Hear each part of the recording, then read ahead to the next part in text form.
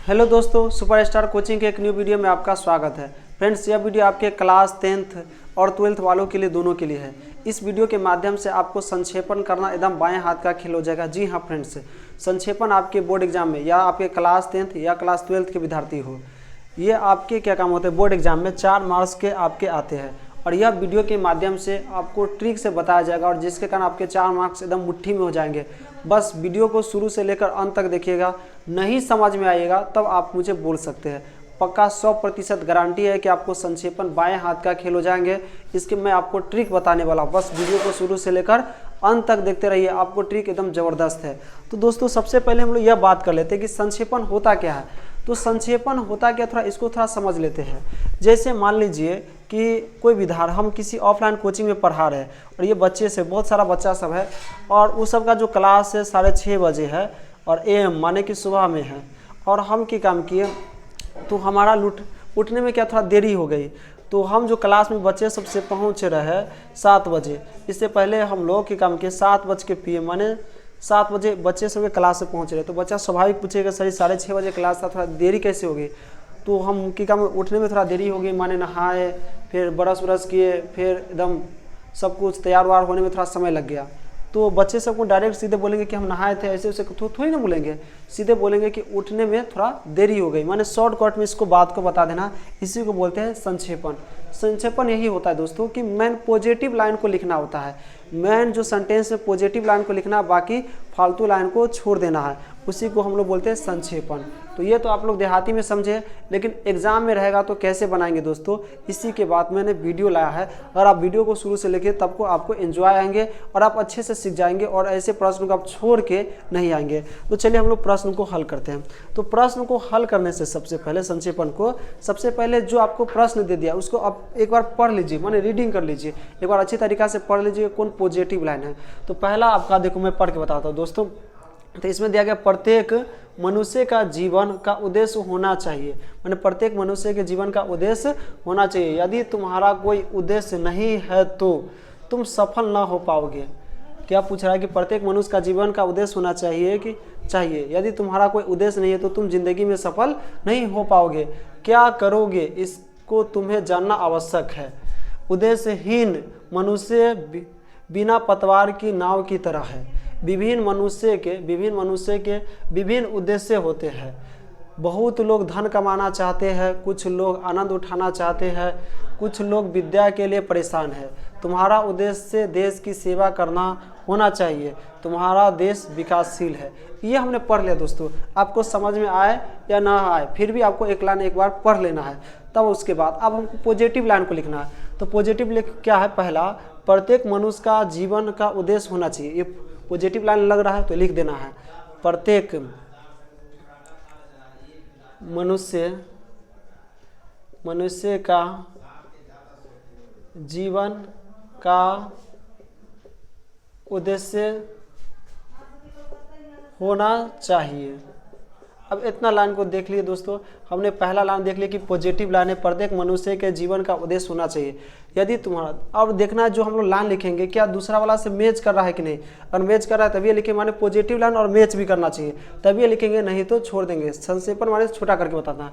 यदि तुम्हारा कोई उद्देश्य नहीं हो तो तुम सफल ना हो पाओगे। मिल रहा है, प्रत्येक मनुष्य का जीवन का उद्देश्य होना चाहिए। यदि तुम्हारा कोई उद्देश्य नहीं होता तुम सफल नहीं हो पाओगे। जी हाँ दोस्तों, ये बात सत्य है। तो क्या लिखेंगे, यदि तुम्हारा कोई उद्देश्य नहीं हो तो तुम सफल ना हो पाओगे। तुम सफल ना हो पाओगे। अब इतना लाइन को हमने लिख लिया कि यदि तुम्हारा कोई उद्देश्य नहीं है तो तुम सफल नहीं हो पाओगे। क्या करोगे इसको तुम्हें जानना आवश्यक है। ये लाइन लग रहा है कि देखिए, प्रत्येक मनुष्य का जीवन का उद्देश्य होना चाहिए। यदि तुम्हारा कोई उद्देश्य नहीं होते तुम सफल नहीं हो पाओगे। क्या करो इसको तुम्हें जानना आवश्यक है। ये भी पॉजिटिव लाइन नहीं लगा।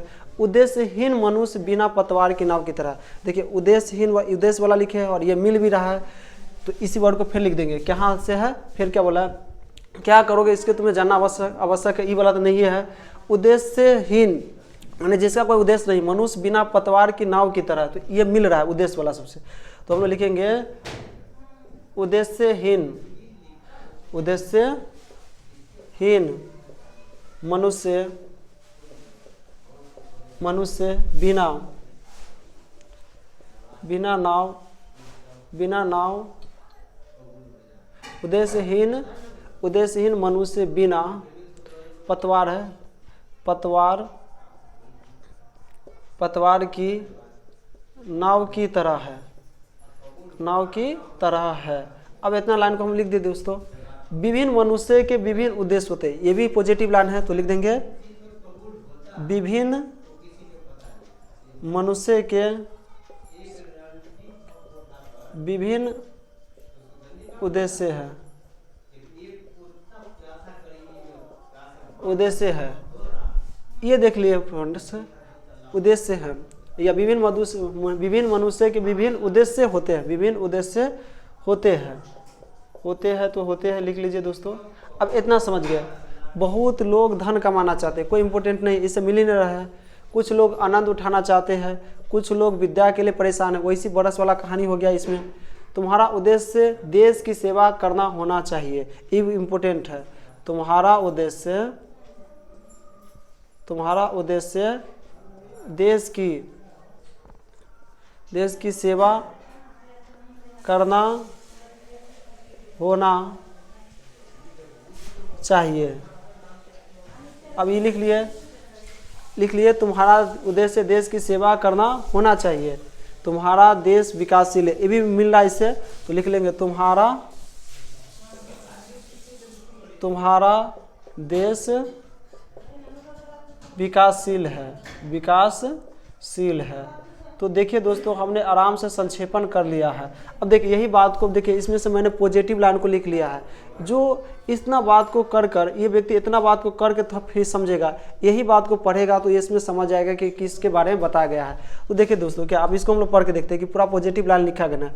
प्रत्येक मनुष्य का जीवन का उद्देश्य होना चाहिए। यदि तुम्हारा कोई उद्देश्य नहीं हो तो तुम सफल न हो पाओगे। उद्देश्यहीन मनुष्य बिना पतवार की नाव की तरह है। विभिन्न मनुष्य के विभिन्न उद्देश्य होते हैं। तुम्हारा उद्देश्य देश की सेवा करना होना चाहिए। तुम्हारा देश विकासशील है। अब देखिए दोस्तों, वही बात को मैंने छोटा करके लिखा, इसी को हम लोग बोलते हैं संक्षेपण करना। तो यह बात आपके कुछ टर्म जो होते हैं दोस्तों, ये आपको समझना पड़ेगा, और यह बहुत ही इंपॉर्टेंट लाइन है जो आपके 4 मार्क्स दिलाने में आपकी सहायता करेंगे।